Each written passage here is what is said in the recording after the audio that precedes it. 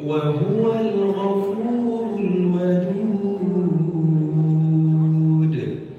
ذو العرش المجيد فعال لما يريد هل أتاك حديث الجنود فرعون وثمود بل الذين كفروا في تكذيب والله من ورائهم محيط بل هو قرآن مجيد في لوح محفوظ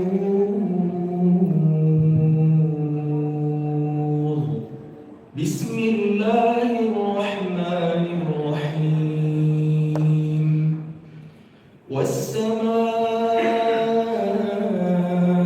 والطارق وما أدراك ما الطارق النجم الثاقب إن كل نفس لما عليها حافظ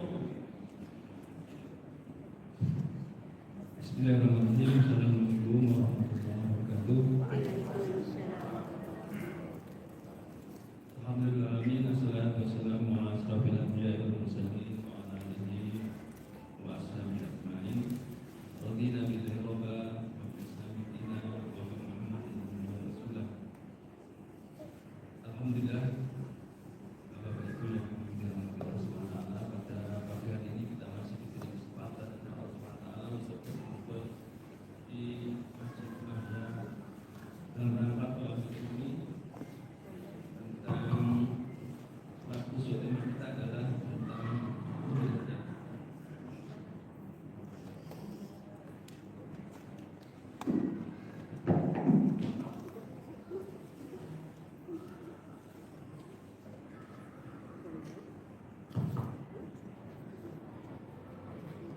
Tentu ini adalah sebuah karunia dari Allah SWT yang patut kita syukuri.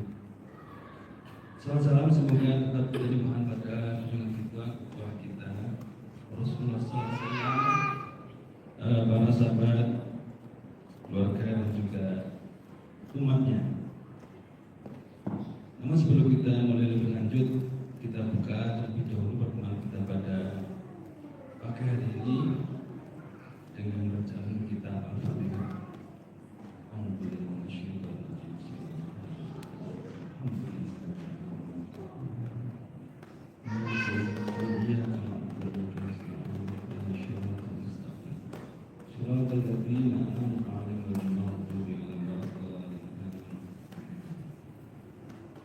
Sebelum kita awali, saya akan bacakan tentang biografi dari pengaji materi kita di pagi hari ini. Nama beliau adalah Teguh Setia Isma Ramadan, MIRKA. Beliau adalah lahir di Lombok Timur, tanggal 19 Mei 1987. Kemudian alamat beliau di Bekong Bukit Asri, Blok 3, nomor 4, Romo Jaya, Ponorogo. Latar belakang pendidikan beliau adalah satu, beliau dari KMI Pondok Modern Gontor pertama tahun 2004. Kemudian beliau melanjutkan di S1 Fakultas Syariah di Unida Gontor sampai dengan tahun 2008. Kemudian S2 beliau di UIN di Kuala Lumpur di International di Islamic Internasional ya, di Kuala Lumpur dalam bidang fikih dan usul fikih. Kemudian profesi beliau sekarang adalah guru di lembaga pendidikan Al-Furqan di Ponorogo. Baiklah Bapak Ibu, untuk mempercepat pembacaan kita langsung kami serahkan sepenuhnya kepada yang terhormat Ustaz Agung Setiawan. Ustaz.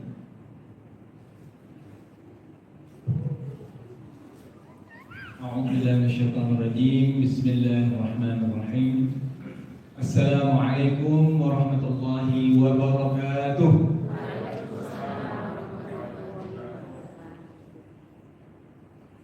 Yang saya muliakan para asatidz dan ustadzah, yang saya muliakan dan hormati para hadirin jamaah masjid yang semoga senantiasa di dalam rahmat dan lindungan Allah Subhanahu wa taala. Alhamdulillahirabbil alamin wa bihi nasta'in ala umuri dunya waddin. Wassalatu wassalamu ala nabiyyina Muhammadin wa ala alihi wa ashabihi wa man tabi'ahu bi ihsan ila yaumiddin. Amma ba'd. Alhamdulillah, segala puji kehadirat Allah Subhanahu wa taala yang telah memberikan kita begitu banyak nikmat. Seandainya saja kita hitung nikmat yang Allah berikan kepada kita, mustahil kita bisa menghitungnya. Ambil saja contoh nikmat bernafas. Pernah nggak kita ditagih ada bil begitu setiap bulan dari Allah? Kamu sudah bernafas sekian kali, jumlah bilmu, jumlah tagihanmu sekian. Nggak pernah. Itu hanya dari nafas. Berapa kali kita bernafas dalam sehari? Dalam sehari, dalam sejam berapa kali kita bernafas? Pernah nggak dihitung? Nggak pernah. Dari bernafas saja begitu banyak nikmat yang Allah berikan kepada kita. Dan kadang kita lupa untuk mensyukuri nikmat tersebut. Perlu kita masuk IGD dulu, divonis sama dokter karena pneumonia atau infeksi paru, baru ketika dimasukkan selang itu baru terasa ternyata nikmat bernafas itu adalah salah satu nikmat dari Allah Subhanahu wa taala yang jarang kita syukuri. Al-Imam Asy-Syafi'i rahimahullah di dalam buku beliau Kitab Risalah, di dalam pembukaan buku beliau mengatakan sesungguhnya yang artinya, yang kira-kira kalau kita sederhanakan, artinya itu sesungguhnya Allah itu telah memberikan kita nikmat, dan salah satu dari nikmat itu adalah kita mampu bersyukur atas nikmat tersebut. Jadi mensyukuri nikmat Allah itu merupakan nikmat dari Allah Subhanahu wa taala. Karena tidak semua orang mampu bersyukur. Diberikan nikmat, diberikan bernafas, diberikan nikmat sehat, diberikan harta yang banyak, diberikan keturunan yang soleh dan solehah. Tapi banyak kan orang yang bersyukur atas nikmat yang sudah diberikan oleh Allah? Allah telah berfirman dalam Al-Quran, wa qalilun min ibadiyas syakur. Sudah ditegaskan sama Allah di dalam firman-Nya. Sedikit dari hamba-hambaku itu yang bersyukur sama nikmat yang pernah kuberikan, sama nikmat yang telah kuberikan. Wa qalilun, kenapa enggak wa katsirun? Karena wa katsirun itu biasanya cenderung ke negatif. Banyak orang yang tidak bersyukur, banyak orang yang sombong, banyak orang yang dengki, banyak orang yang suka bermusuhan satu dengan yang lain.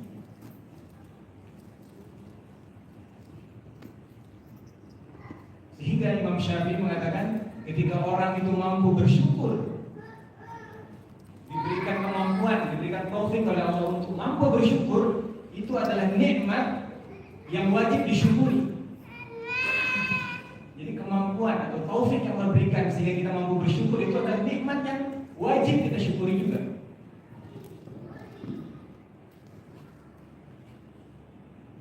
Ini biasa kalau kita mendengarkan azan, Allahu Akbar, dan sampai ketika perkataan muadzin, hayya 'alas shalah. Apa jawabannya Bapak Ibu? La haula wala quwwata illa billah. Apa artinya? Tidak ada. Terus? La haula wala quwwata. Tidak ada kekuasaan, tidak ada daya dan upaya melainkan illa billah. La haula wala quwwata. Jadi kita mampu mendengar azan, seruan azan. Kemudian hati kita tergerak untuk pergi mengambil air wudhu. Kemudian tergerak hati kita untuk berangkat ke masjid. Tergerak untuk mengajak anak-anak kita yang masih kecil pergi ke masjid. Itu siapa yang memampukan? Kita sendiri apa Allah? Allah. Ketika kita dengar la haula, ketika kita dengar hayya 'alas shalah, hayya 'alal falah, kita menjawab. Tapi kadang mungkin kita tidak terlalu menghiraukan jawabannya. La haula wala quwwata illa billah. Padahal kalau kita benar-benar merenungkan, mentadabburi jawaban dari azan itu, seharusnya kita termasuk hamba-hamba Allah yang suka bersyukur kepada Allah Subhanahu wa taala. Karena taufik yang diberikan oleh Allah yang memampukan kita melaksanakan ketaatan, melaksanakan ibadah, walaupun sekecil apapun itu. Ketika mendengar orang bersin, kita mengatakan yarhamukallah. Ketika kita diberikan kebaikan oleh orang, kemudian kita mengucapkan terima kasih atau jazakallah khair. Itu siapa yang memampukan? Allah. Tapi lagi-lagi wa qalilun min ibadiy syakur. Sedikit dari hamba-hamba Allah itu yang bersyukur atasnya. Makanya marilah kita senantiasa memuji, bertahmid, mensyukuri segala nikmat yang Allah berikan.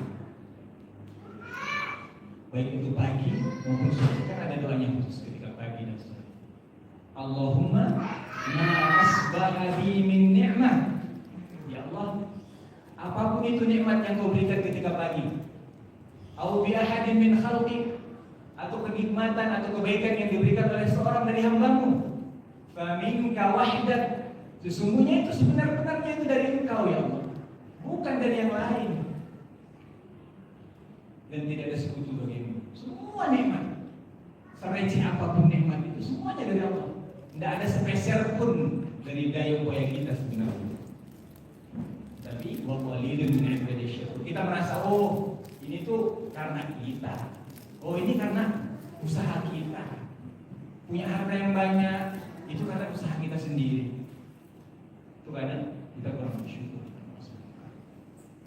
Kemudian semoga salawat dan salam senantiasa tercurah kehadiran Nabi besar Muhammad sallallahu alaihi wasallam, yang beliau merupakan bukan hanya suri tauladan, beliau adalah rahmat, sebesar-besar rahmat yang Allah turunkan kepada semua manusia dan semua alam semesta. Nabi Muhammad itu bukan hanya suri tauladan yang wajib kita contoh, bukan. Beliau adalah rahmat yang Allah turunkan bagi kita, bagi manusia. Bukan hanya manusia, bahkan bangsa jin juga. Karena Nabi diutus kepada jin dan manusia. Beliau adalah rahmat bagi semua alam.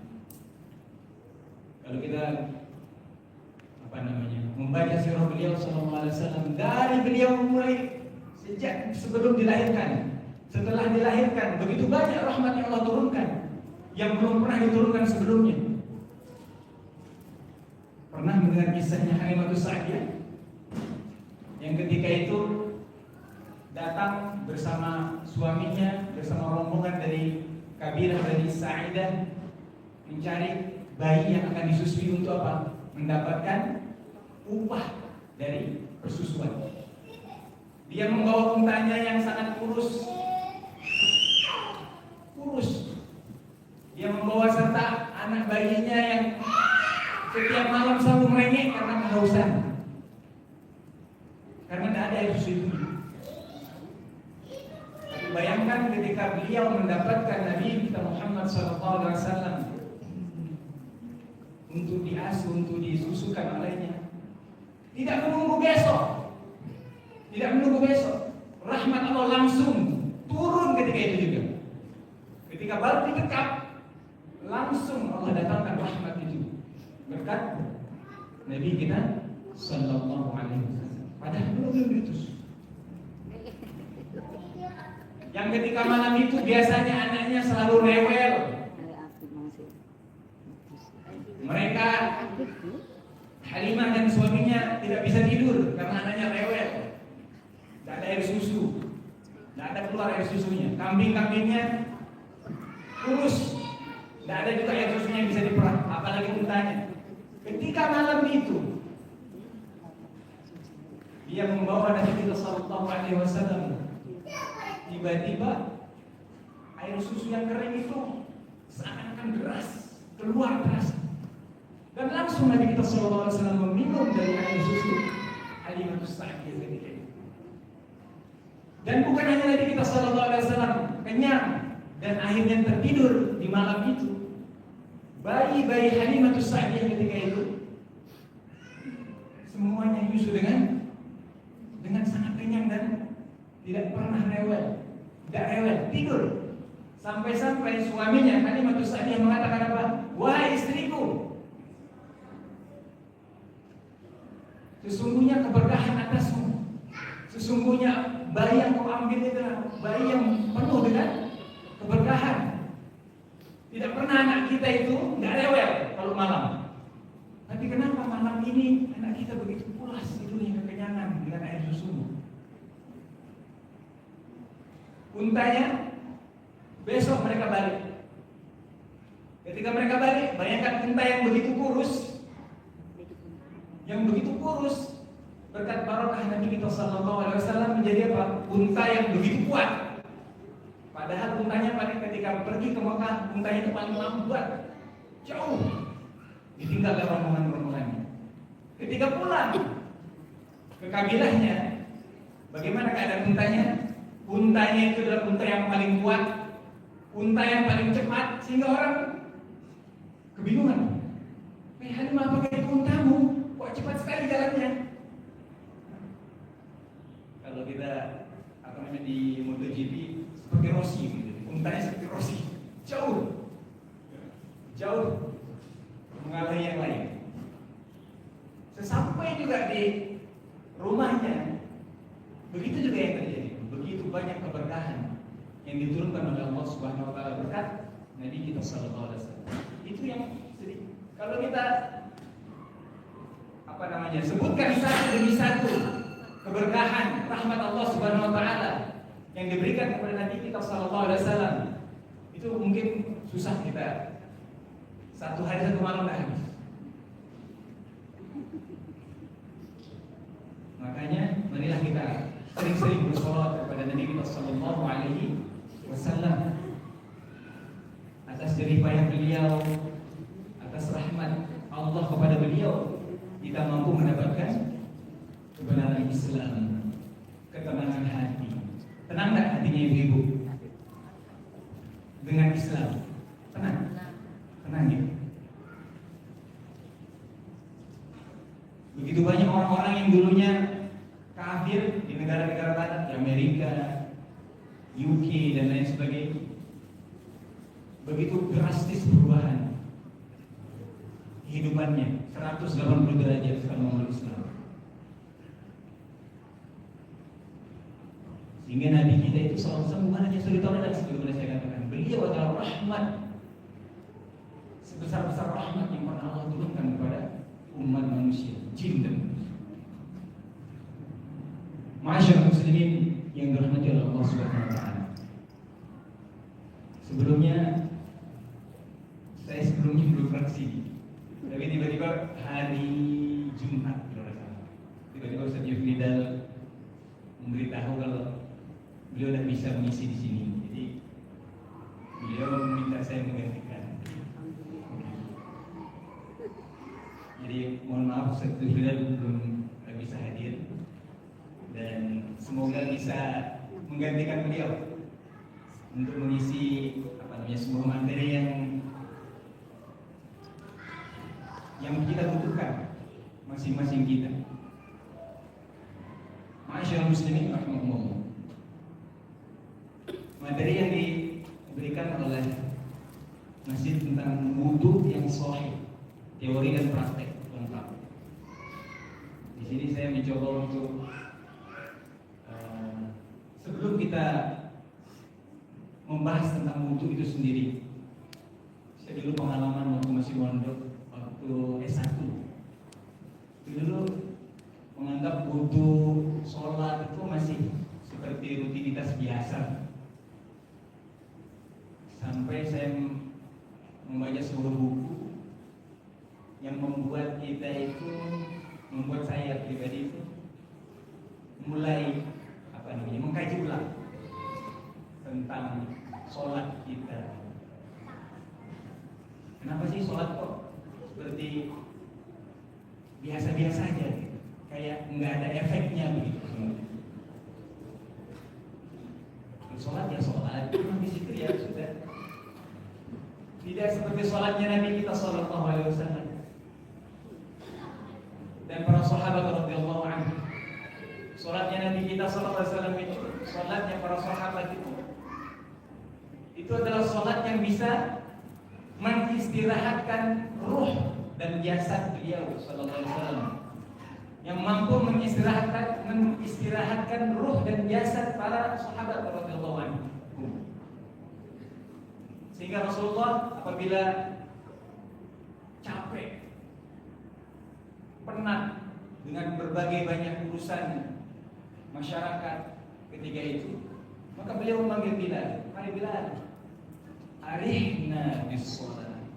Bukan Bilal, ayo cepat pemandangan saya. Tapi apa? Bilal menggunakan istilah arihna. Arihna, Bilal, coba istirahatkan kami dengan sholat. Sholat bagi beliau itu adalah kebutuhan, yang dengan sholat itu ruh beliau Sallallahu Alaihi Wasallam semakin tenang, jasadnya yang penat menjadi bugar. Tapi lain dengan saya, kalau waktunya sholat ketika itu sholat lagi, harus boleh kalau di pondok disiplin, sebelum sholat harus pergi pondok, harus ke masjid gitu. Terus seakan-akan masih seperti beban, karena memang kita belum mengetahui hakikat sholat. Bagaimana tuntunan beliau Sallallahu Alaihi Wasallam dalam sholat, bagaimana menghadirkan hati dalam sholat. Dan saya yakin betul ini para jamaah sudah selesai ya bab sholat kayaknya, karena saya lihat di undangan itu, ini wudhu ini adalah rentetan dari program sholat khusyuk. Semoga para jamaah sudah mampu mempraktekkan sholat khusyuk. Amin. Semoga Allah istiqomahkan hatinya, semoga Allah istiqomahkan semangatnya,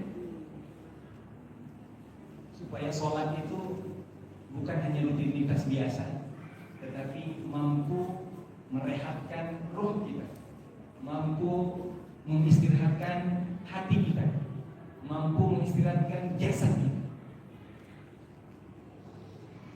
Sehingga dalam pembukaan untuk ini saya ingin mengajak jamaah rahimakumullah semua, bagaimana wudhu kita selama ini. Sudah yakin belum dengan tata cara wudhu kita selama ini? Bagaimana ibu-ibu? Sudah yakin gitu? Insya Allah. Tetapi kita di sini belajar review kembali. Saya yakin Ustaz sebenarnya sudah tak perlu dengan materi ini. Cuman ini hanya sebagai review saja. Karena tidak semua orang yang berwudu tahu tata caranya dengan benar, itu bisa diterima ya wudunya oleh Allah Subhanahu wa taala. Begitu juga orang yang benar-benar saya ikhlas wudu karena Allah semata, saya sholat benar-benar ikhlas karena Allah semata, kan belum tentu juga diterima apabila kaifiyahnya, tata cara wudu dan tata cara sholatnya juga kurang benar. Sehingga sebagaimana kata ulama, apa indikator ibadah seseorang hamba itu diterima oleh Allah Subhanahu wa taala? Indikatornya dulu. Sebagaimana yang disampaikan oleh Allah Subhanahu wa taala dalam firman-Nya, "Faman kana yarju liqa'a rabbih", maka barang siapa yang ingin mengharapkan pertemuan dengan Rabb-Nya, dengan Allah Subhanahu wa taala kelak di hari akhir. Di mana kita bertemu dengan Allah di hari akhir? Mungkin tak di neraka? Mustahil kita bertemu Allah Subhanahu wa taala di neraka. Barang siapa yang mengharapkan perjumpaan dengan Allah Subhanahu wa taala di surganya Allah, semoga kita termasuk hamba Allah yang dimasukkan ke surganya Allah Subhanahu wa taala. Allahumma amin. Falyamal 'amalan shalihan, kata Allah. Maka hendaklah dia mengerjakan amalan shalihan. Amal saleh. Wala yusyrik bi ibadati rabbih ahada. Dan janganlah dia berbuat kesyirikan kepada Allah Subhanahu wa taala. Mempersekutukan Allah dengan sesuatu apapun. Jangan sampai. Ketika menerjemahkan, menafsirkan ayat ini, Al-Imam Fudail bin Iyad mengatakan yang disebut amal salih, amalan salihan itu adalah apa ya, Bapak-bapak Ibu? Kata beliau, akhlasuhu wa aswabuhu. Yang disebut amal saleh itu yang diterima oleh Allah Subhanahu wa taala adalah amal yang paling ikhlas. Tidak cukup hanya ikhlas. Ikhlas saja sudah berat, Bapak Ibu ini. Sudah berat. Tambah satu lagi, aswabu, yang paling benar. Benar apa enggak, sesuai dengan tuntunan apa enggak? Ikhlas saja tidak cukup, tetapi perlu dan wajib ditambahkan apa? Sesuai dengan tuntunan Nabi kita sallallahu alaihi wasallam. Kenapa kau harus begitu? Beliau ditanya, Fudail bin Iyad, apa yang dimaksud dengan aswabuhu itu? Wahai Syekh, innal amala, jawab beliau, idza kana khalisan. Suatu amal, seandainya saja amal itu kita lakukan ikhlas semata-mata karena Allah Subhanahu wa taala, walam yakun shawaban, tetapi belum betul kaifiyahnya, belum betul tata caranya, lam yuqbal, kata beliau, belum diterima oleh Allah Subhanahu wa taala. Jadi indikatornya dua, ikhlas karena Allah dan benar kaifiyah. Itu yang kita ingin. Lantas bagaimana supaya ikhlas? Bagaimana supaya benar kaifiyah? Fas'alu ahlal dzikri in kuntum la ta'lamun. Kita bertanya kepada orang yang berilmu. Siapa orang yang berilmu? Ya para ulama. Ulama yang merupakan warasatul anbiya, pewaris para nabi.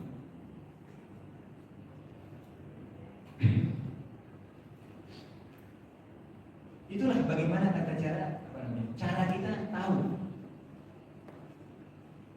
Saya sudah jelas belum? Amal saya sudah benar atau bukan? Dari mana kita tahu? Bertanya, belajar, mengkaji warisan Nabi. Dari mana?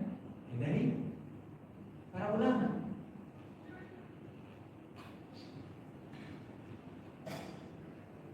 Dan para ulama, mungkin sedikit saya jelaskan. Apakah kalau kita belajar sama ulama ini, itu kita sudah mengikuti Nabi atau belum? Ada enggak undang-undang ini? Apakah kita harus mengikuti hadis Nabi SAW? Oh, ada hadis Nabi, ada Quran, ayat Quran. Apakah kita mampu menyimpulkan hukum dari Quran yang kita baca? Bisa nggak kita menafsirkan sendiri? Ketika kita membaca sebuah hadis, membaca terjemahannya, kita mampu menafsirkan ya, maksud Nabi itu seperti ini. Mampu nggak kita, bapak-bapak dan ibu? Mampu nggak? Belum.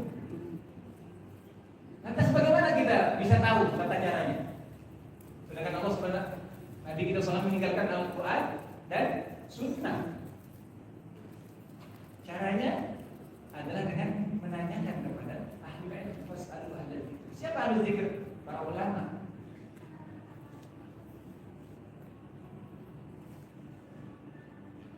Nabi kita SAW meninggalkan umatnya ketika itu para sahabat ala mahajjatil baydha.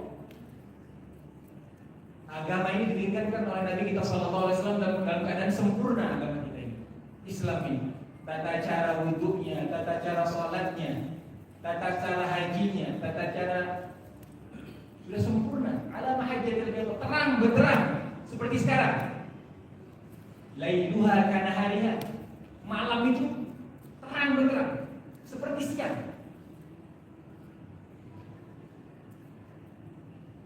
Kepada siapa beliau meninggalkan? Kepada para sahabat beliau radhiyallahu anhum wa radu anhu. Kepada para sahabat.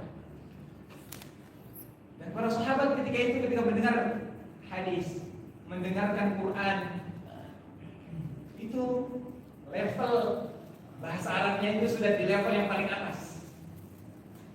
Kalau saya misalkan membaca hadis, itu masih kadang nggak paham, harus mencari dulu, mengkaji dulu apa penjelasan para ulama tentang hadis tersebut. Tetapi ketika itu para sahabat Nabi radhiyallahu anhum ketika mendengar hadis Quran turun, itu langsung paham.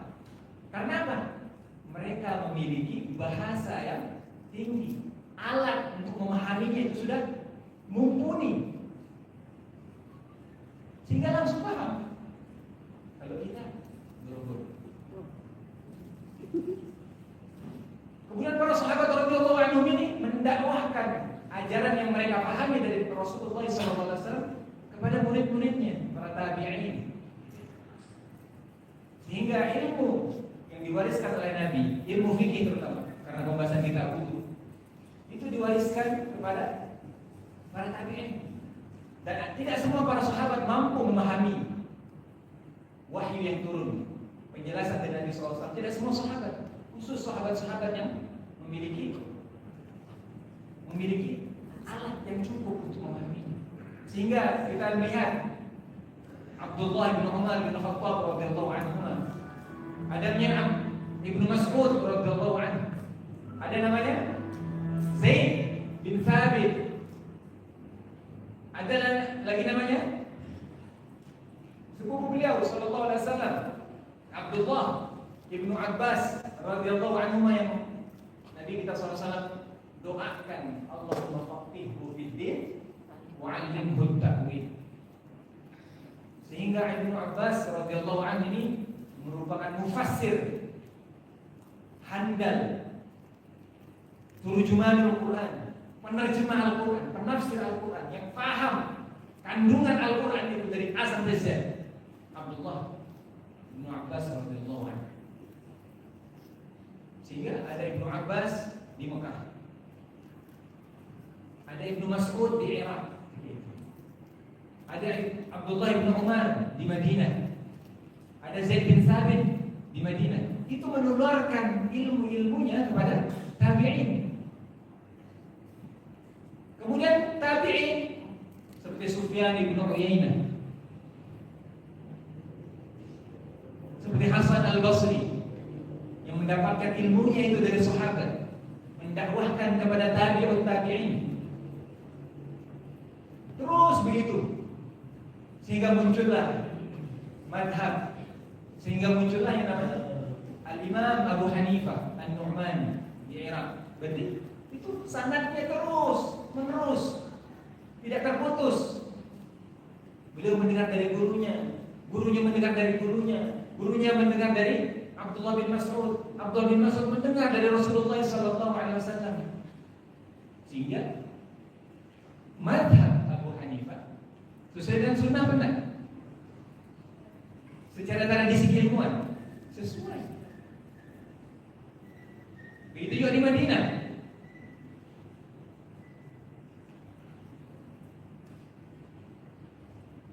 Abdullah bin Umar mengajarkan kepada muridnya Nafi'. Kemudian mengajarkan lagi ke muridnya Al-Imam Malik. Al-Imam Malik belajar dari Nafi'. Nafi' dari mana? Dari Ibnu Umar. Ibnu Umar dari mana? Dari Rasulullah SAW. Madhab Malik sesuai sunnah benar. Madhab Malik sesuai. Kemudian nanti madhab Al-Imam Asy-Syafi'i, Muhammad bin Idris Asy-Syafi'i Al-Muttalibi, yang beliau lahir pas di tahun ketika meninggalnya Al-Imam Abu Hanifah. Ketika meninggal Imam Abu Hanifah, lahirlah sosok ulama yang mulia, yang terkenal, Al-Imam Muhammad bin Idris Asy-Syafi'i. Sehingga begitu juga dengan Imam Ahmad bin Muhammad. Imam Syafi'i mendengarkan dari para fuqaha Ahlul Madinah, mendengarkan dari fuqaha Ahlul Makkah. Kemudian beliau Imam Malik juga berguru kepada Imam Syafi'i berguru juga kepada gurunya Muhammad bin Hasan Asy-Syaibani, muridnya Imam Abu Hanifah.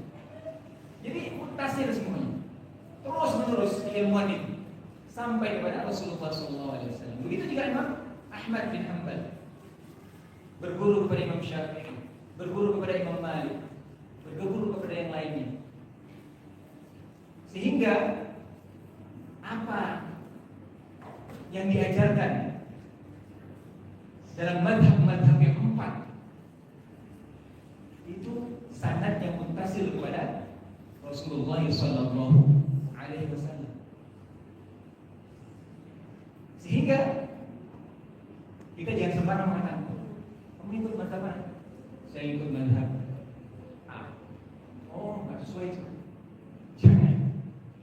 Mendapat madhab, terutama madhab yang empat, madhabul Imam Abu Hanifah, madhabul Imam Malik, madhabul Imam Muhammad bin Idris Asy-Syafi'i, madhabul Imam Muhammad bin Hanbal, itu semuanya sanad yang muttasil kepada Nabi kita Sallallahu Alaihi Wasallam.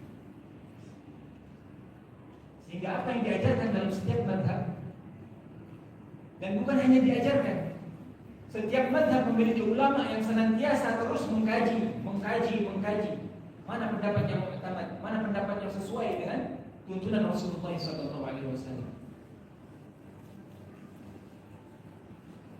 Dan pada kesempatan kali ini saya ingin membahas buku ini dalam madhab Imam Muhammad bin Idris Asy-Syafi'i. Kenapa? Karena madhab Asy-Syafi'i ini sangat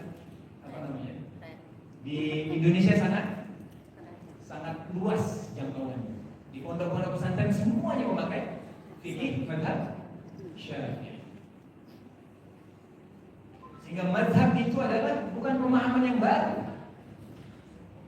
Madhab ini adalah madhabnya para ulama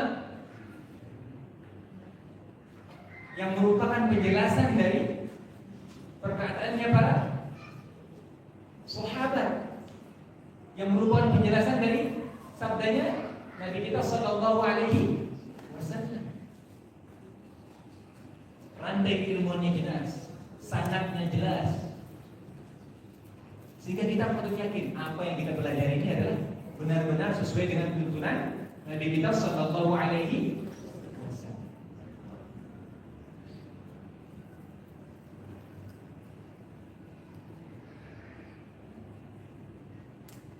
Kemudian para ulama itu kenapa tadi yang di awal saya mengatakan bisa tidak kalau kita membaca hadis langsung paham? Tidak bisa. Karena orang yang mampu memahami Al-Quran, mampu memahami hadis, itu memiliki wajib memiliki ilmu alat yang mumpuni, yang disebut dengan apa ya? ilmu alat untuk melakukan ijtihad, untuk menyimpulkan sebuah hukum. Sehingga tidak sembarangan orang yang mampu menyimpulkan hukum. Orang itu, ulama itu memiliki ilmu yang mendalam, bahasa Arabnya levelnya sangat tinggi, hadis yang dia hafal sudah banyak sekali. Al-Imam Ahmad atau siapapun ulama hadis, Al-Imam Bukhari, Al-Imam Muslim, itu hafalannya bukan hanya menghafal hadis-hadis yang sahih. Kalau kita kan sekarang anak-anak kita berikan hafalan Arba'in An-Nawawiyah, itu cuma hadis-hadis sahih. Sedangkan ulama-ulama kita yang luar biasa itu menghafal ratusan ribu hadis, ratusan ribu, bukan 40, bukan 20, bukan 100, ratusan ribu. Ulama yang disebut muhaddits itu, apalagi hafidz, itu hafalannya sudah ratusan ribu. Makanya Imam Ahmad mengatakan orang yang hafalan hadisnya baru 100.000 tidak layak untuk berfatwa. Ulama-ulama kita itu luar biasa. Ulama-ulama madhab itu levelnya sangat tinggi. Tidak pernah ada sekarang di dunia ini yang selevel beliau, yang selevel dengan Imam Abu Hanifah, selevel dengan Imam Syafi'i, selevel dengan Imam Malik, selevel dengan Imam Ahmad. Tidak ada. Bahkan seukuran ulama-ulama madhab seperti Imam An-Nawawi, Imam Syafi'i tidak mampu mencapai level imam madhab. Karena imam madhab itu disebut imam yang gelarnya mujtahid mutlak, yang mampu menyimpulkan hukum dari Al-Quran dan Sunnah dengan benar. Sekarang zaman kita banyak tidak tahu bahasa Arab, tidak tahu hadis, tidak bisa baca Quran, dengan lantang dia memberikan fatwa di hadapan khalayak ramai. Na'udzubillah. Begitulah masyarakat muslimin. Langsung saja. Jadi apa yang dijelaskan dalam madhab-madhab yang empat dan yang dijelaskan dalam madhab Asy-Syafi'i, para ulama Asy-Syafi'iyah, itu bukanlah perkataan yang baru, bukan paham baru.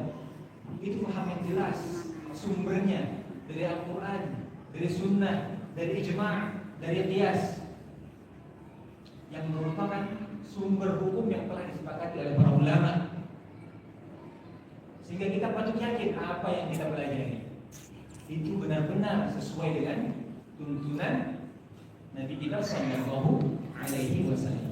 Yang dikatakan oleh Fudail bin Iyad, aswabu, yang betul kaifiyahnya, bukan yang asal-asalan.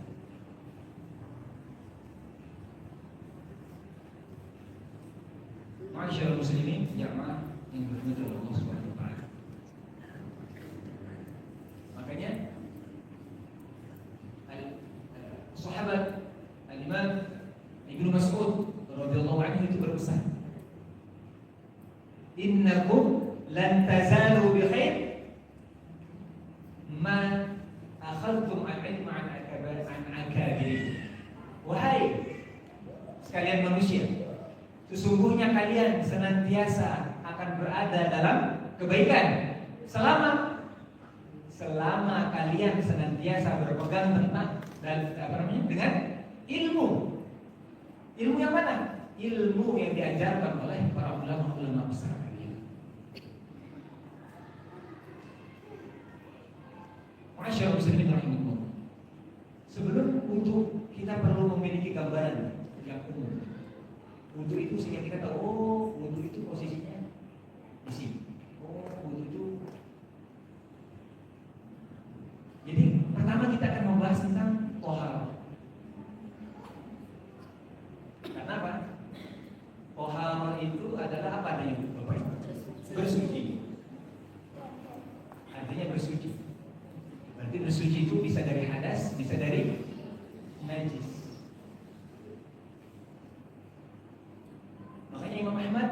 pentingnya bab taharah ini, maka Imam Ahmad mengatakan la yanbaghi lirrajul an yuqaddim 'ala as-shalah syai'an qabla at-taharah. Janganlah salah seorang dari kalian itu mendahulukan sesuatu apapun dalam urusan sholat, melainkan apa? Kalian harus memahami dulu bagaimana cara berwudu. Jangan langsung belajar sholat dulu, jangan. Benar tak wudunya? Tahu tak kaifiahnya wudu yang benar? Belajar dulu wudu, baru belajar sholat. Begitulah kata Imam Ahmad.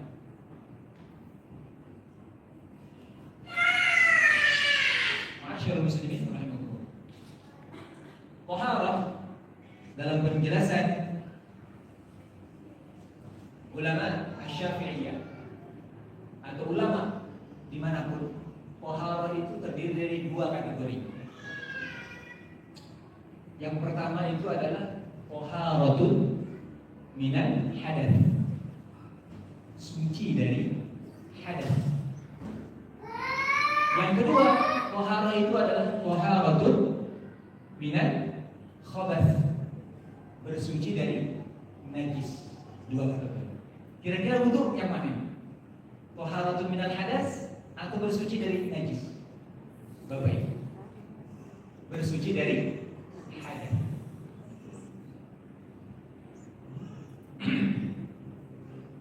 Kemudian kita sudah tahu, oh berarti wudu itu merupakan taharah dari kategori taharatun minal hadas, bersuci dari hadas. Ada tak yang bisa membedakan antara hadas dan najis? Kalau hadas apa? Saya lagi berhadas. Kenapa bukan saya lagi bernajis? Gitu.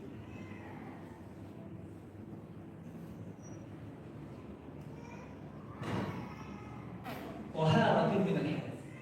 Jadi kalau hadas itu tidak nampak wujudnya. Kita tiba-tiba buang air, buang angin, ces, gitu.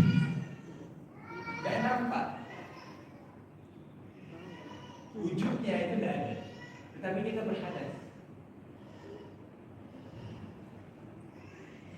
Jadi sifat di dalam diri kita. Ketika kita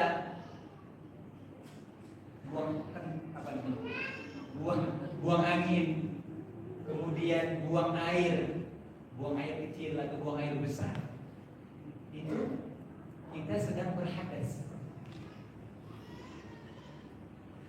Dan apa yang kita keluarkan dari diri kita yang berupa kotoran itu adalah khobath atau yang disebut dengan najis. Itu bedanya. Kemudian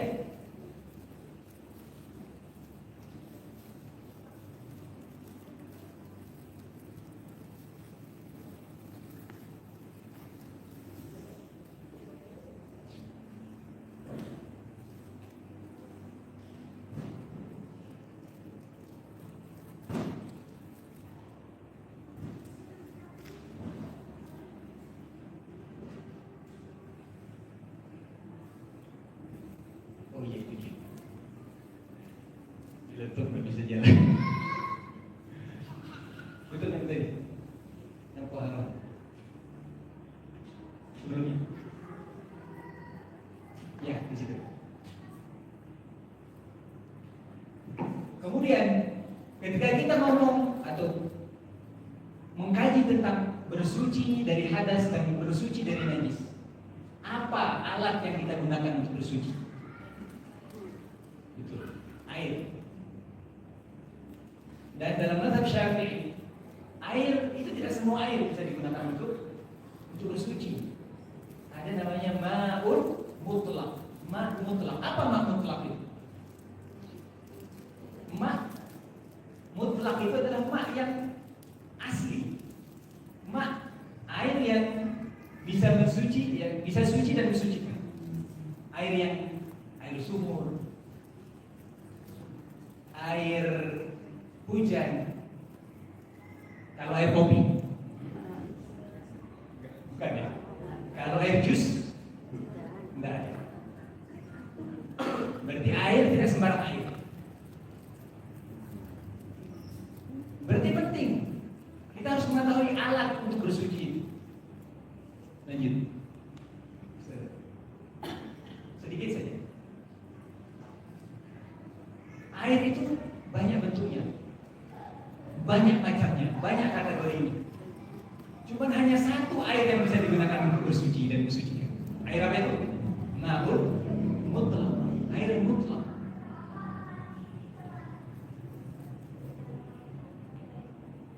Jadi setiap air yang Allah turunkan di muka bumi ini, baik itu yang keluar dari mata air, dari sumur, dari air hujan, yang bernama air atau air laut, itu adalah air mutlak yang disebut dalam ulama memberikan term atau termnya menggunakan tahur, tahir wa mutahhir, tahirun wa mutahhir. Kemudian air itu ada yang mubah yang bisa digunakan, ada yang makruh tapi masih bisa digunakan, ada yang haram, muharram, tidak boleh kita gunakan untuk bersuci. Lalu apa yang mubah? Yang mubah itu adalah yang sesuai, yang masih asli, seperti yang kita sebutkan tadi. Sekarang kalau air kopi, kenapa kok nggak boleh pakai air kopi? Karena namanya ini sudah bukan air lagi. Bisa nggak kita bedakan kopi sama air kalau sudah jadi kopi? Bisa nggak? Nggak bisa. Air kopi, air jus. Kalau air kelapa, boleh nggak? Enggak, karena itu bukan air. Air kelapa. Bisa nggak? Kelapanya dipisahkan dengan airnya, bisa nggak? Nggak bisa. Makanya tidak bisa digunakan. Kemudian ada yang makruh, boleh digunakan tapi makruh. Air apa itu? Ada air yang namanya musyammas, air yang kena terik matahari sehingga dia menjadi panas. Tapi kalau kita gunakan, nah itu makruh. Kenapa makruh? Ya karena kita kepanasan kalau pakai air tersebut. Kemudian ada juga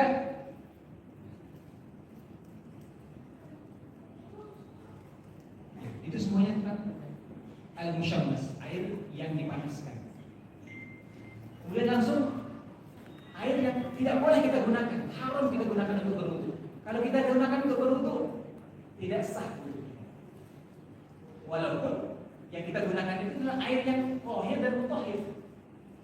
Walaupun dia itu air sumur, tetapi kalau air sumurnya itu hasil dari kita mencuri, hasil dari kita menggosok, nggak izin sama yang punya sumur, itu namanya air yang haram. Sehingga kita apabila kita menggunakannya tidak sah dulu.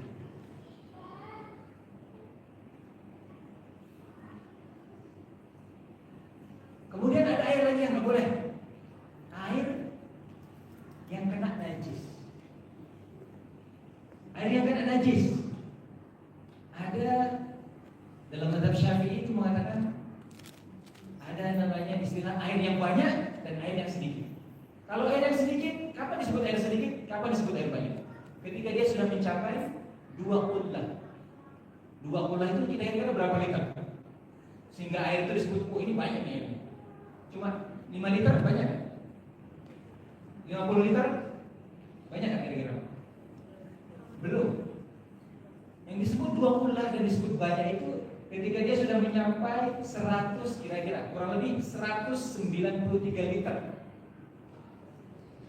Ketika ada kita kumpulkan air sekitar 193 liter, itu namanya air yang banyak dalam mazhab Syafi'i. Itu sudah disebut 2 qullah.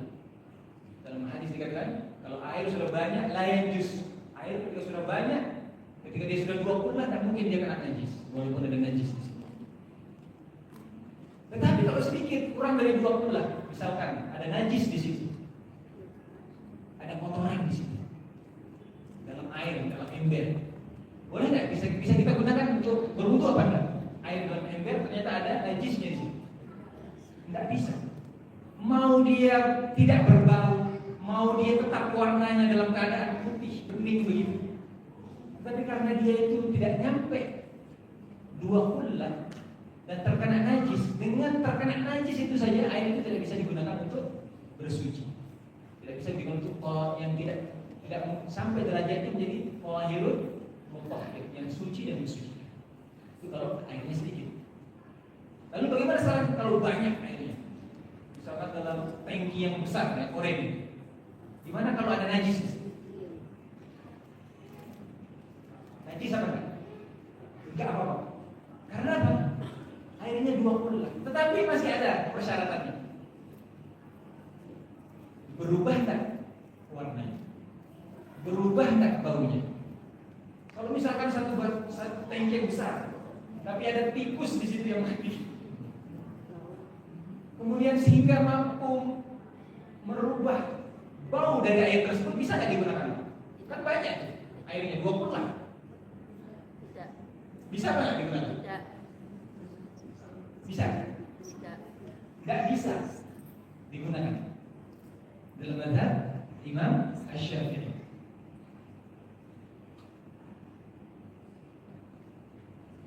Karena airnya sudah bercampur dengan najis, kecuali kalau tidak berubah salah satu dari sifatnya, tidak berubah baunya, tidak berubah warnanya, itu bisa kita singkirkan najisnya, bangkai tikusnya kita buang, kemudian kita lihat aman. Bagaimana kalau air di kolam yang banyak daunannya di situ, ada daunan yang membusuk, sehingga mampu merubah sedikit dari warna air tersebut, bisa nggak digunakan? Bisa, karena itu bukan sesuatu yang najis. Kemudian itu juga tidak bisa kita hilangkan, karena itu sudah ada di sebuah kolam yang sudah turun-temurun begitu. Tidak bisa kita bersihkan sampai sebersih-bersih ini. Susah kita untuk membersihkan, itu ada dari. Jadi selama walaupun dia airnya 20, tetapi kok najis yang tercampur di dalamnya itu mampu merubah sifat air yang banyak itu, maka tidak bisa kita gunakan untuk berwudu. Ada juga sifat air yang dia itu suci, tetapi dia tidak bisa digunakan untuk berwudu. Contohnya tadi air kopi bisa diminum, tidak bisa untuk berwudu. Air kelapa, air jus suci, bisa cuma tidak bisa digunakan untuk berwudu. Di antara itu ada ma'ul musta'mal namanya. Ma'ul musta'mal, air yang sudah musta'mal. Apa maksudnya? Ma'ul musta'mal fi fardhu thahar. Air bekas kita wudu. Boleh tidak digunakan? Misalkan kita ke kolam, biasanya apa namanya, nyemplung, digembleng misalkan, nyemplung gitu. Boleh nggak? Jelas boleh. Tetapi yang maksudnya di sini adalah yang thahir, tapi ghairu mutahhir, ma'ul musta'mal, yang digunakan untuk wudu yang pertama kali. Kita berhadas kemudian berwudu, maka air yang mengalir dari tangan kita, dari wajah kita. Jadi misalkan kita dalam keadaan kondisi yang sangat kemarau panjang, mungkin zamannya Dajjal nanti pasti ada kemarau panjang. Zaman Dajjal nggak ada air. Ya, mungkin sebelum itu mungkin. Sehingga kita harus mewadahi air bekas wudu kita. Itu thahir, tetapi tidak bisa digunakan untuk berwudu karena sudah digunakan untuk wudu yang wajib. Wudu setelah kita berhadas. Tetapi kalau digunakan hanya untuk wudu yang sunnah, sholat zuhur sudah wudu, wudunya masih ada, nggak batal sampai sholat asar, mau wudu lagi. Nah, bekas air wudu yang tadi itu kan bukan wajib, tapi air yang wudu yang sunnah, yaitu mustamalnya itu bisa digunakan untuk berwudu. Lanjut, mungkin cukup ya, terlalu lama nanti. Kemudian langsung kita sudah mengetahui tohara itu dari hadas menggunakan air, kemudian cara kita untuk tohara dari hadas untuk sholat itu adalah melakukan wudu. Sehingga dikatakan oleh para ulama wudu itu adalah miftahus sholat. Wudu itu adalah kuncinya sholat. Kalau kita bagikan masjid ini adalah sholat. Wudu itu adalah gerbangnya. Tidak bisa kita masuk ke masjid kecuali kita buka dulu gerbangnya. Begitu juga wudu. Wudu itu adalah gerbangnya sholat. Kuncinya kita membuka sholat. Sehingga ini harus benar-benar kita kaji lagi, kita review lagi. Jangan ada tata cara untuk kita yang kurang benar, sehingga kita teringat lagi kata Fudail bin Iyad,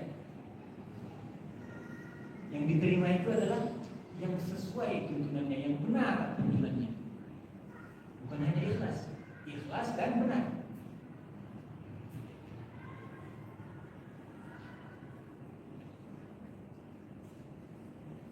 Kemudian ada juga la yaqbalullah salata ahadikum idza ahdatha hatta yatawadda.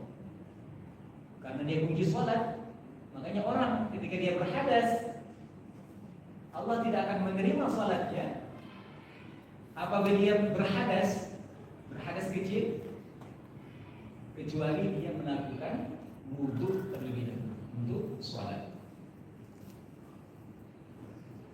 Lanjut. Apabila kita menuju ke pengertian wudu secara bahasa, wudu itu diambil dari kata bahasa Arab wadah, yang berarti keindahan, yang berarti kesucian, yang berarti kecerahan. Orang yang berwudu wajahnya pasti cerah. Beda nggak sama orang yang belum berwudu? Begitu juga nanti kita di akhirat. Orang-orang yang beriman, yang senantiasa menjaga wudunya, akan beda wajahnya, penuh cerah. Makanya simahum fi wujuhihim. Kemudian secara istilah wudu itu adalah air yang kita gunakan untuk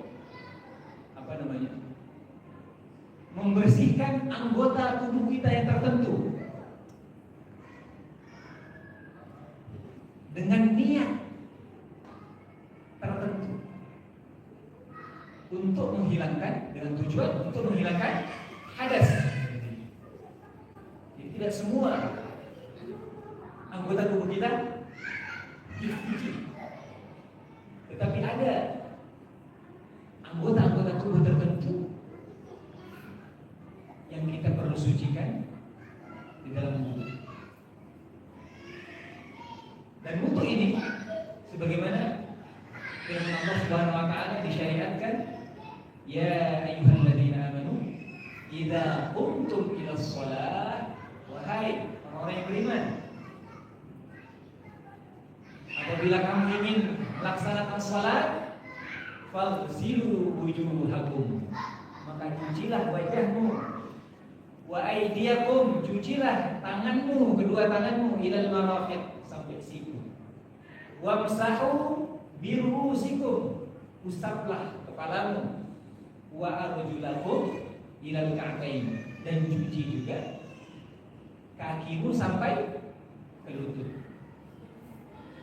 Itu adalah perintah dari Allah Subhanahu wa taala untuk melaksanakan wudu. Tidak untuk sholat. Kalau mau sholat, wudu. Jadi dikatakan wudu itu adalah kuncinya sholat. Kalau mau sholat, wudu dulu. Kalau kamu sholat tanpa wudu berarti tidak diterima oleh Allah Subhanahu wa taala. Tidak diterima sholatmu apabila kamu berhadas kecuali kau berwudu, sebagaimana sabda Nabi sallallahu alaihi wasallam.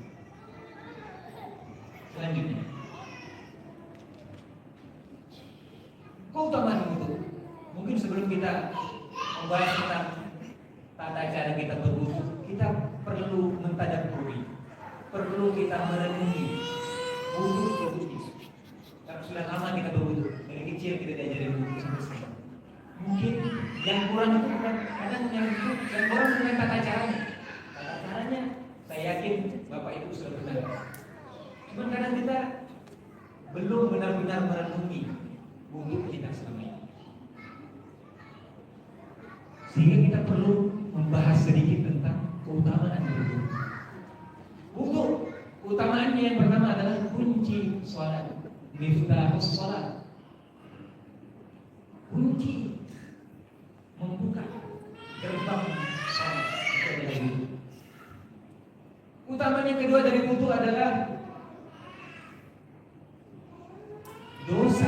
dosa kita yang kita lakukan, yang dilakukan oleh anggota wudu kita, itu akan berguguran bersama dengan air wudu kita. Pernah nggak kita menghayati seperti itu? Kita ambil wudu, bismillahirrahmanirrahim, ambil air wudu, kita basuh wajah kita, kita cuci wajah kita. Pernah nggak kita merenungi, ya Allah, dengan aku membasuh wajahku ini, ya Allah, semoga Engkau gugurkan dosa-dosa yang aku lakukan dengan mata, dengan mulutku, dengan pernah nggak kita menghayati itu?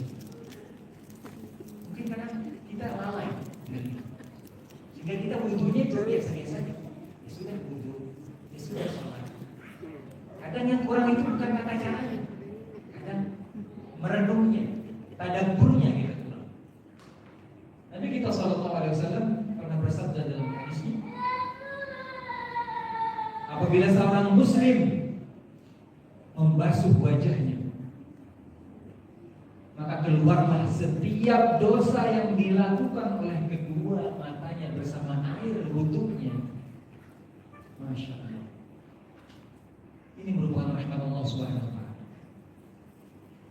Ini merupakan rahmat Allah Subhanahu wa taala yang sering kita lalai dari mensyukuri. Dengan kita berwudu, mulai sekarang mungkin kita jangan sampai lagi. Kita berusaha. Kalau kita lagi berwudu, kita membasuh wajah kita, mencuci wajah kita, ingat, dosa-dosa kita itu bisa berguguran bersama air wudu kita. Ketika membasuh wajah kita, dosa yang dilakukan oleh mata kita bisa berguguran, bisa dileburkan oleh Allah Subhanahu wa taala dengan air wudu kita. Apabila kita membasuh tangan, jangan lupa, ingat, dengan kita membasuh tangan kita, mencuci kedua tangan kita, Allah akan menggugurkan dosa-dosa yang pernah kita lakukan dengan tangan kita. Mungkin karena kita mangkal sama anak kita, rewel, kita pukul, berdosa tak? Umurnya masih 5 tahun, masih 3 tahun, masih 6 tahun. Boleh mukul kalau umur 10 tahun. Itu pun mukulnya tak berbekas. Itu pun kalau menyuruhnya sholat tak mau. Tapi kita apa? Karena emosi sudah, pikiran kemana-mana, macet otak, anak rewel, bagaimana ibu? Akhirnya, anak kita langsung. Mungkin dengan kita berwudu, Allah bisa menghapus dosa.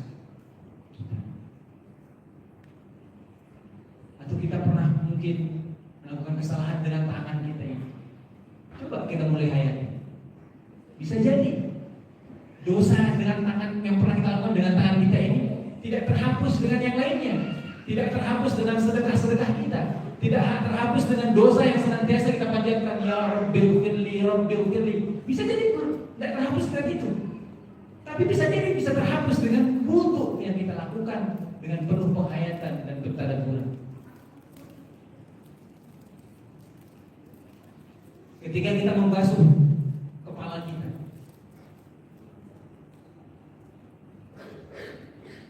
mungkin dia bisa menghapus, air wudu itu bisa menghapus dosa yang pernah dipikirkan oleh otak-otak kita. Kita tahu apa yang dipikirkan. Kadang pikiran kita buruk, kadang kita berprasangka buruk kepada tetangga kita, berprasangka buruk kepada teman kita, atau bahkan berprasangka buruk kepada pasangan kita, istri atau suami kita. Bisa jadi itu diampunkan oleh Allah hanya dengan kita membasuh kepala kita dan luntur gitu, luntur dosa-dosa kita itu bersama air.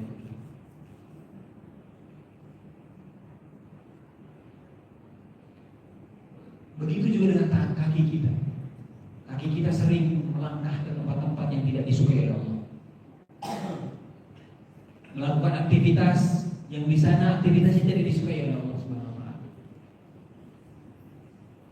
Bisa jadi dosa kita dengan kaki kita ini tidak bisa dihapus dengan yang lain kecuali dengan air wudu yang senantiasa kita basuhkan dia, kita cuci dia setiap kita mau sholat. Bisa jadi. Allah a'lam bishawab. Tidak ada yang tahu. Makanya Nabi kita sallallahu alaihi wasallam ini tidak pernah meremehkan sekecil apapun kebaikan. Begitu juga dengan air wudu. Mungkin menurut kita remeh, mencuci wajah, mencuci tangan, mencuci kepala, membasuh kepala, mencuci kaki, remeh begitu, rutin. Tapi Nabi kita sallallahu alaihi wasallam dan para sahabat itu tidak pernah memandang remeh hal-hal yang begitu. Kebaikan-kebaikan sedikit apapun tidak pernah. Sahabat itu bersedekah dengan setengah, bukan satu biji kurma, setengah kurma. Itu saja tidak dianggap remeh. Benar-benar dia ikhlas. Ya Allah, aku punyanya cuma nggak nyampe satu buah kurma, yang aku punya cuma setengah kurma. Ya Allah, semoga dengan aku bersedekah pada yang membutuhkan ini, kepada orang yang tak pernah makan ini, Engkau ampunkan dosa, Engkau angkat derajat. Begitu juga kita seharusnya seperti itu mikirnya. Ya Allah, dengan aku basuh, langsung otak kita berpikir, hati kita merenung. Ya Allah, semoga dengan saya membasuh wajah saya, membasuh, mencuci anggota tubuh saya ini, ya Allah, berharap kepadamu ya Allah, Engkau gugurkan semua dosa yang aku lakukan. Begitulah jemaah. Siapa yang ingin diampuni dosanya hanya dengan wudhunya, semua kita. Ya Allah, semoga dosa-dosa yang kita gunakan, dosa-dosa yang kita lakukan dengan anggota wudhu kita ini, Engkau hapus ya Allah setiap kami melakukan wudhu ya Allah. Ya Rabbal Amin ya Rabbal Alamin. Itu aman yang lainnya. Wudhu itu menjadi sebab masuk syurga. Wudhu pada kita lakukan setiap hari, rutin. Pernah nggak kita menghayati wudhu itu bisa mengantarkan kita ke syurga? Nggak perlu kita mengeluarkan duit miliaran, bersedekah ratusan juta untuk mencapai surganya Allah. Allah sudah memberikan hal-hal yang kadang remeh. Suatu saat Nabi kita sallallahu alaihi wasallam itu memanggil Bilal. Bilal, sini.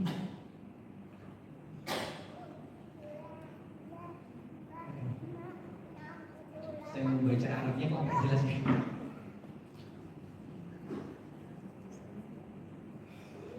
Ya Bilal. Wahai Bilal.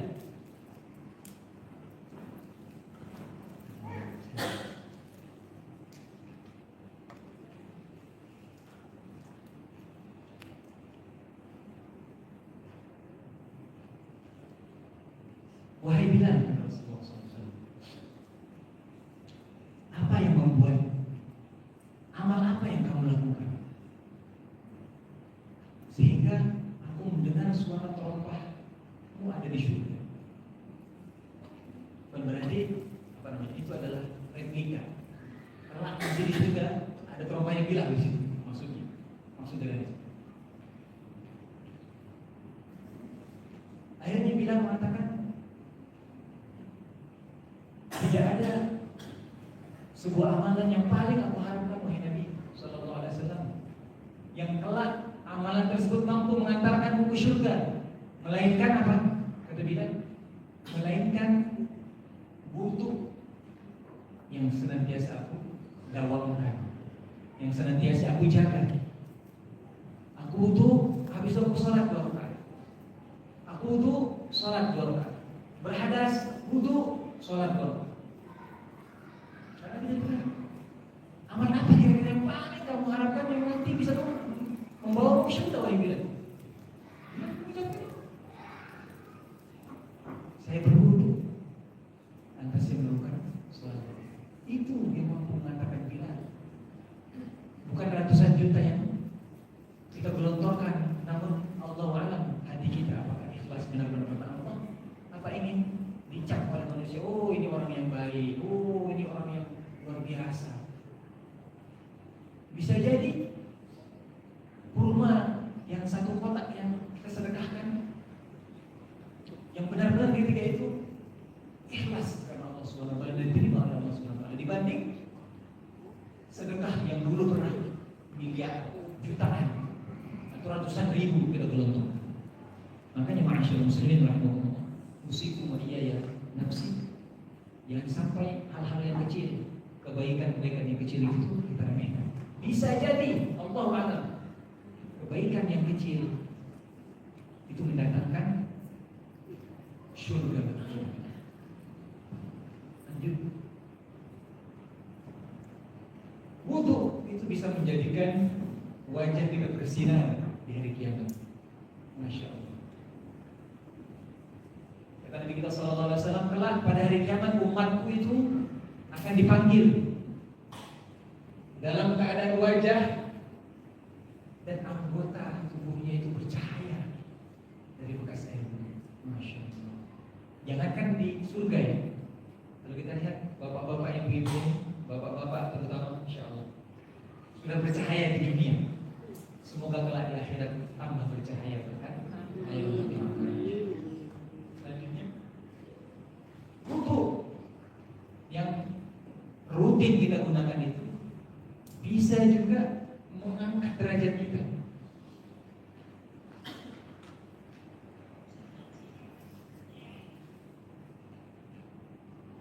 Wahai Rasulullah,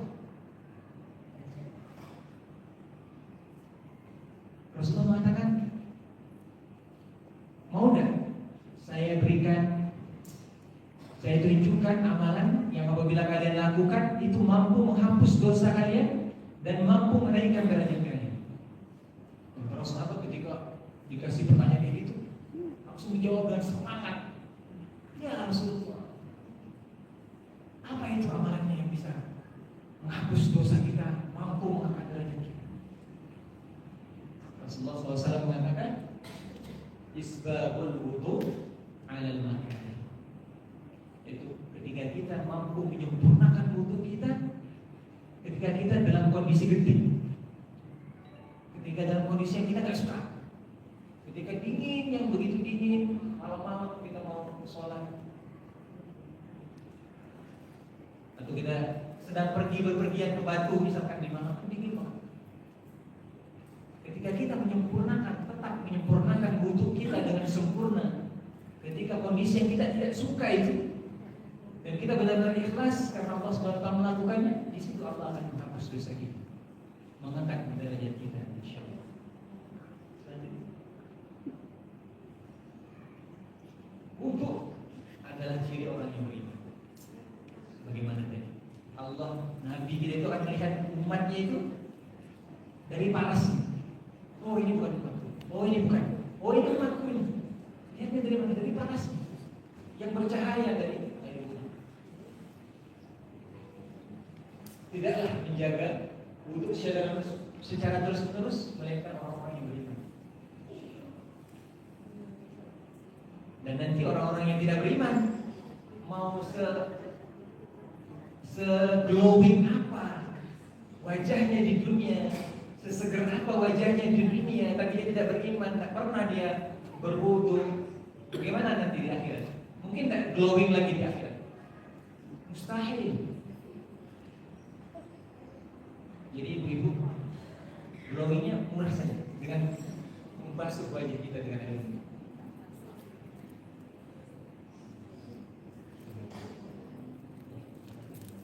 Lanjut saja. Sekarang kita ke syarat-syarat wudu. Ada syarat-syarat wudu, ada kemudian rukun wudu, ada juga sunnah wudu. Secara cepat saja. Ini kayaknya sebentar lagi waktu. Saya kira masih lama. Syarat wudu. Apa bedanya syarat dengan rukun?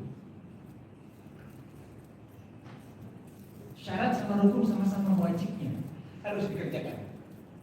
Tetapi kalau syarat itu, misal syarat itu di luar, misalkan sholat, syarat sahnya sholat itu adalah wudu.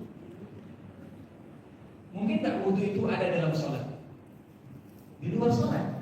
Tetapi syarat kita, sahnya kita sholat, kita harus berwudu. Jadi syarat itu tidak ada di dalam pokok ibadah tersebut, dia ada di luar. Tapi rukun membaca Al-Fatihah itu adalah rukun sholat. Wajib kita baca Al-Fatihah di dalam sholat kita. Kalau tidak kita baca Al-Fatihah dalam sholat kita, mau kita lupa, mau kita sengaja, batal sholat kita. Itu namanya rukun. Ketika rukun tidak ada dalam suatu ibadah, maka ibadah itu menjadi batal.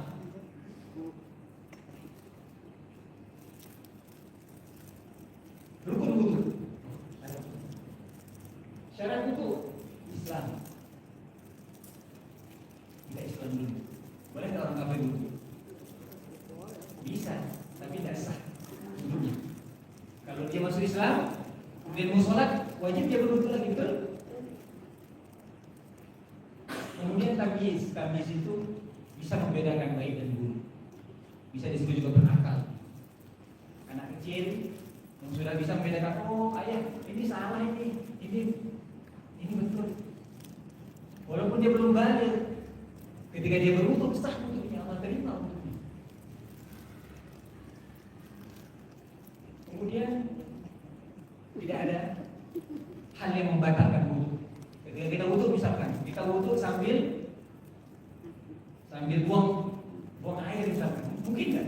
Mustahil. Jadi kita harus terbebas dulu dari hal-hal yang membatalkan wudu, baru kita bisa berwudu.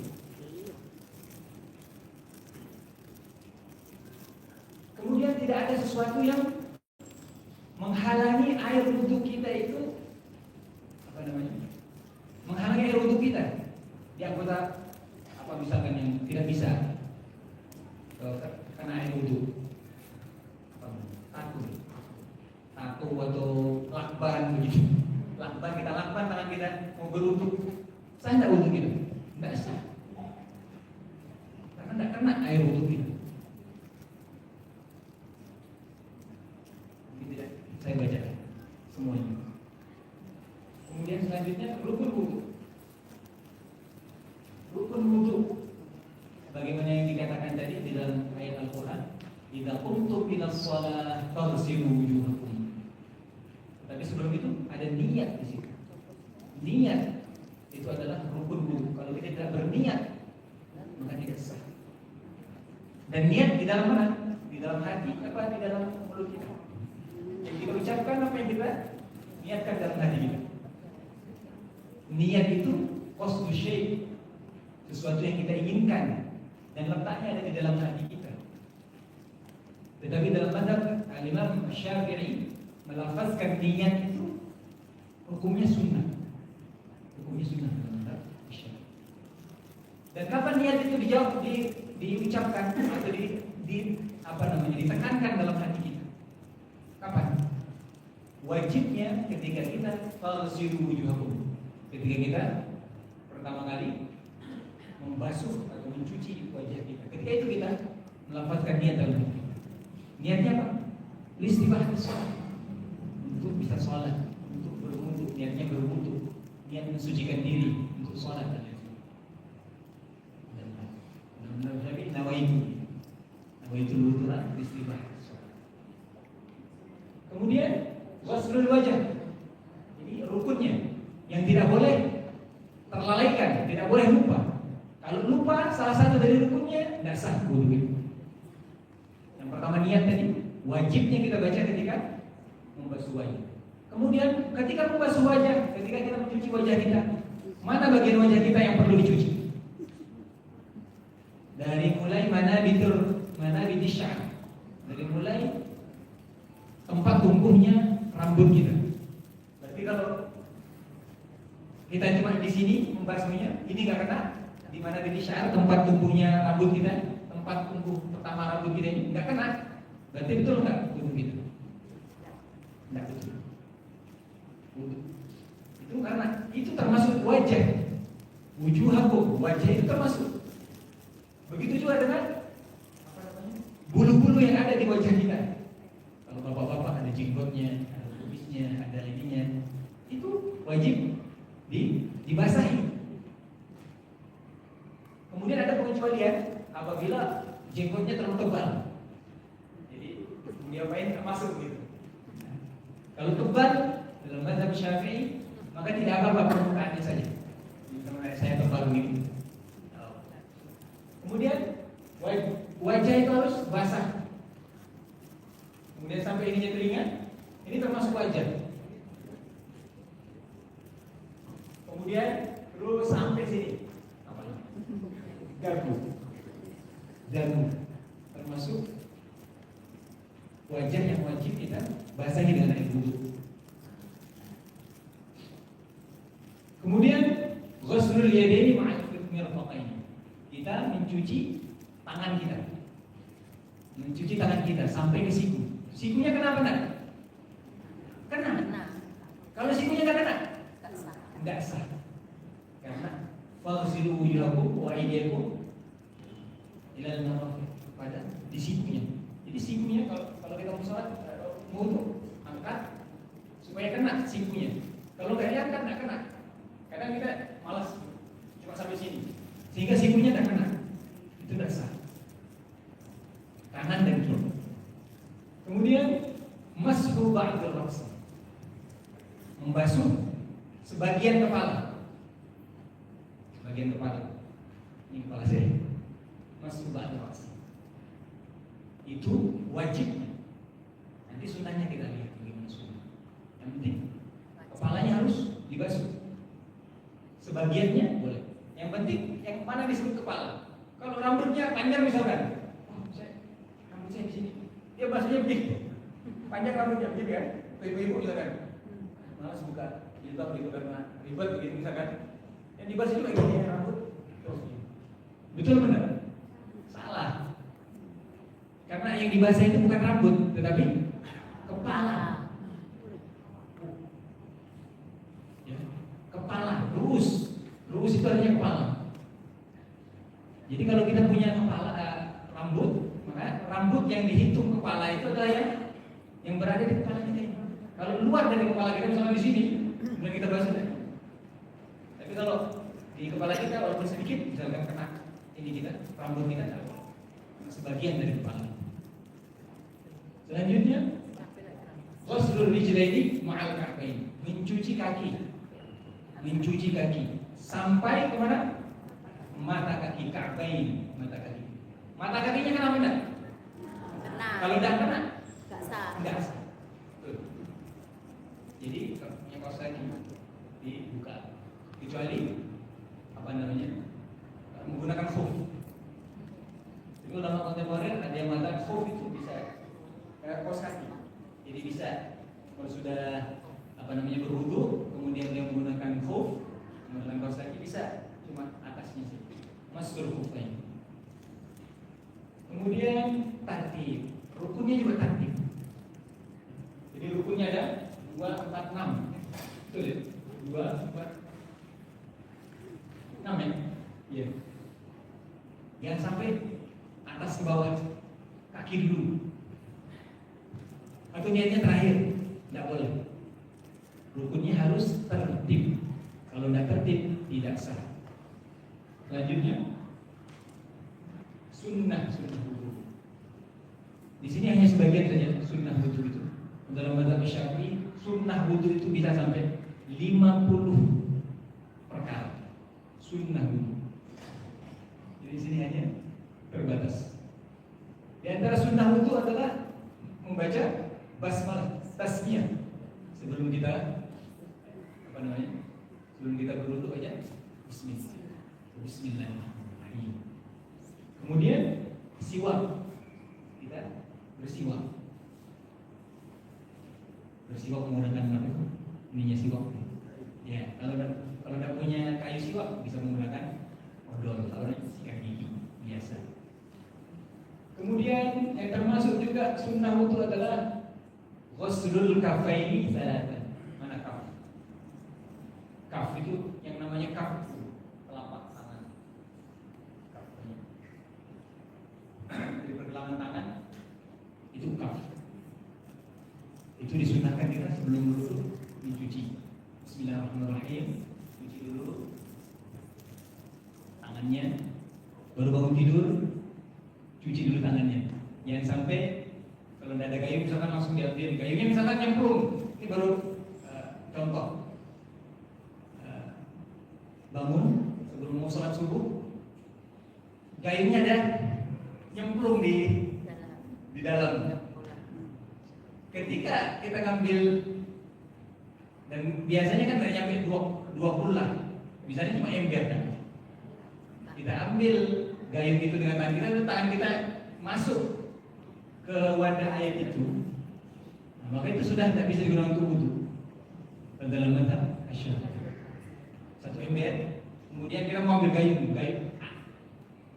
Jadi kita dalam berhadas, kita tidak tahu. Kita waktu tidur lagi ngapain enggak tahu. Itu dalam mazhab Syafi'i. Makanya gayungnya pastikan ada di luar. Mengambil air supaya tidak bisa digunakan untuk berwudu. Kemudian al-madmadah wal istinsyaq. Al-madmadah itu adalah berkumur-kumur. Kemudian al-istinsyaq mengeluarkan memasukkan air di hidungnya. Ya, betul. Itu merupakan sunnah wudu. Dan sunnah apabila kita lakukan mendapatkan pahala dari Allah Subhanahu wa taala.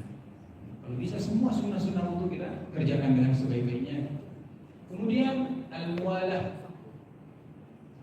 Al-muwalah itu ya, jangan sampai ada jeda yang lama. Basuh wajah, kemudian kopinya masih ada di situ, ambil dulu kopi, minum sebentar lanjut kopinya. Itu namanya bukan muwalah. Sunnah itu jedanya jangan lama, bisa cepat. Kemudian masuk jami' al-ra'si. Jadi yang wajib adalah sebagian kepala ketika kita berwudu. Tetapi sunnahnya sebagaimana dicontohkan oleh Nabi SAW, dia dari atas ke belakang, maju lagi. Masuk jami' al-ra'si, semua kepalanya sudah kena air. Itu sunnah.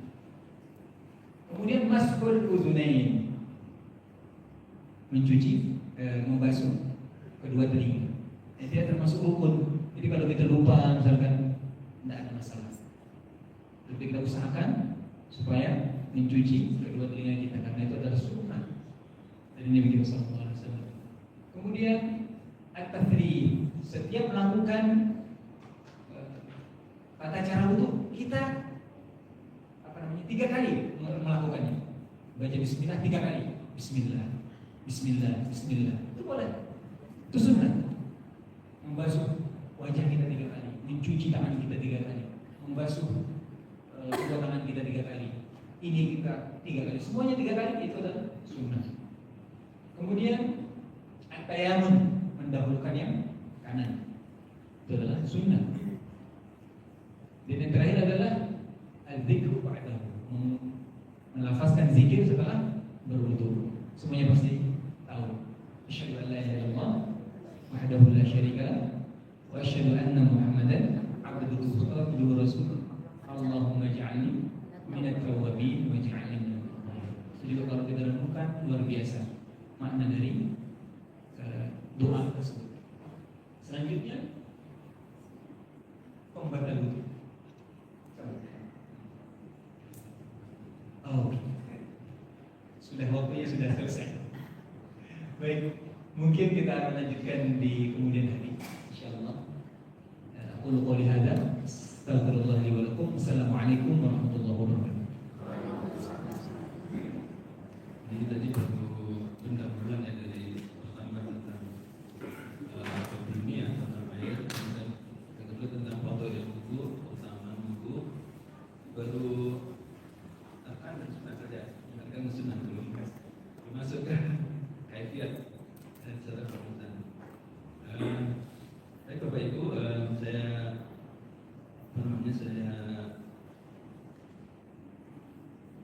ada beberapa pertanyaan nantinya bisa kita langsungkan. Namun sebelumnya ada informasikan bahwa beliau Ustaz Yufidita pada hari ini tidak bisa hadir di sini karena beliau harus ke Jakarta karena mengurusi bekas putri beliau yang akan melanjutkan studi di luar negeri. Ya, hari ini beliau tidak bisa ditanggung. Baiklah Bapak Ibu, untuk selanjutnya bila ada pertanyaan, monggo bisa dari bapak-bapak, bisa dari ibu-ibu.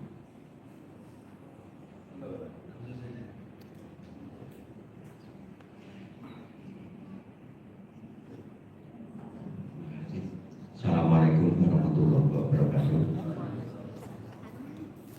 Mau bertanya ini Pak, cara berwudu ada yang menurut yang lebih sempurna ini hanya hasil saya kajian sama mendengarkan radio. Kalau mengambil air wudu yang paling afdol dari atas tangannya dinaikkan sampai siku. Kalau di keran agaknya agak sulit, umpama langsung dari atas nih ke bawah itu mencederai wudu, bikin cacatnya atau ya katakanlah boleh-boleh aja.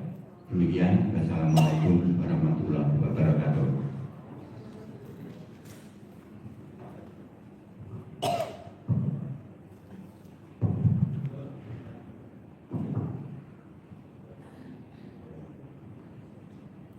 Assalamualaikum warahmatullahi wabarakatuh. Ini Ustaz, tentang wudu di bagian kepala, itu mengusap kepala atau membasuh kepala, Mas?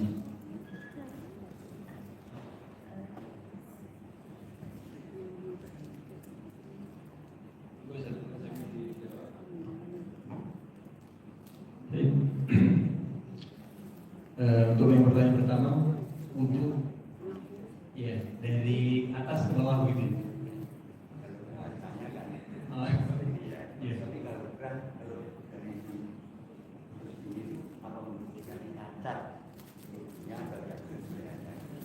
Sebagaimana kita jelaskan tadi, bahwasanya yang mampu mencacatkan wudu kita itu adalah rukunnya itu tidak terpenuhi. Ketika rukunnya sudah terpenuhi, yang 6 itu niat sampai tartib itu sudah terpenuhi, tidak mencacatkan wudu kita. Itu mungkin hanya sunnah yang kita, sunnah saja, sunnah yang berpahala, tapi tidak sampai dalam taraf mencacatkan wudu kita, insyaallah. Karena jelas dalam Al-Quran, famsahu biwujuhikum wa aydiyakum ilal marafiqi wamsahu birusum secara gamblang. Kemudian tentang kepala, apakah dibasuh apa diusap? Kalau bahasa Indonesia ini kurang lebih sama, karena al-mashu itu iya mengusap atau membasuh itu. Kalau membasuh itu pakai air. Ya. Wamsahu itu mengusap. Jadi kita ambil air, nggak harus airnya kita tidak, karena mengusap itu hanya begitu. Ini nggak perlu ada air satu setetes, itu namanya mandi. Karena mashu itu cukup membasuh.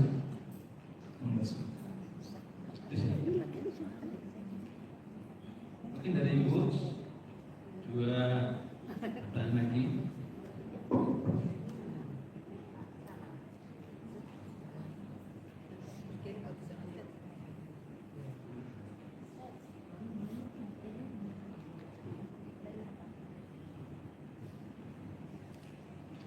Assalamualaikum warahmatullahi wabarakatuh. Izin pertama, tanya Ustaz, kalau berwudu kita di rumah sudah berwudu, kita rencana mau jamaah, tetapi belum selesai berwudu, airnya mati ataupun biasanya kita kalau menunggu itu tidak keburu, kita ke musola terdekat ataupun kita misalkan itu diulangi lagi wudunya dari awal atau tinggal melanjutkan.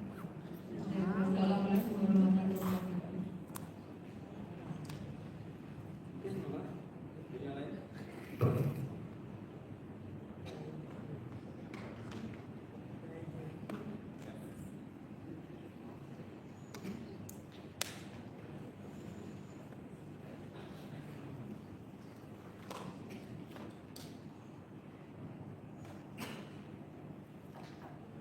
Assalamualaikum warahmatullahi wabarakatuh. Mohon bertanya Ustaz, mengenai tadi air yang makruh ya, yang kena sinar matahari dulu Ustaz.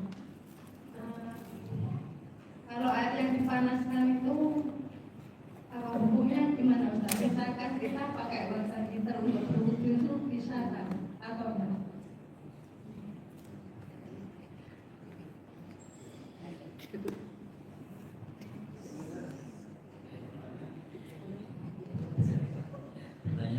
Seandainya saya berwudu untuk ke masjid, ya, tetapi airnya tiba-tiba habis, terus gimana? Saya lanjutkan nanti kalau di masjid, lanjutkan wudunya apa dari awal?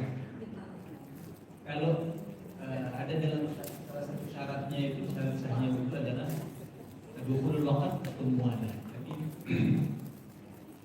mualah itu apa namanya? Tidak ada jeda yang begitu panjang begitu, sehingga orang mengatakan, kamu untuk apa bukan? Kecuali kalau jaraknya sangat dekat begitu, mungkin cuma dalam beberapa langkah begitu, itu bisa dilanjutkan.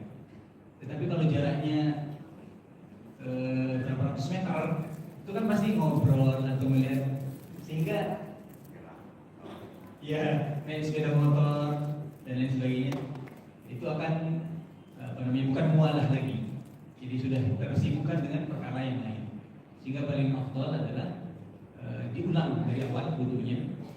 Tapi kalau hanya dekat beberapa langkah, 2 atau 3 langkah ke langkah, nggak apa-apa dilanjutkan.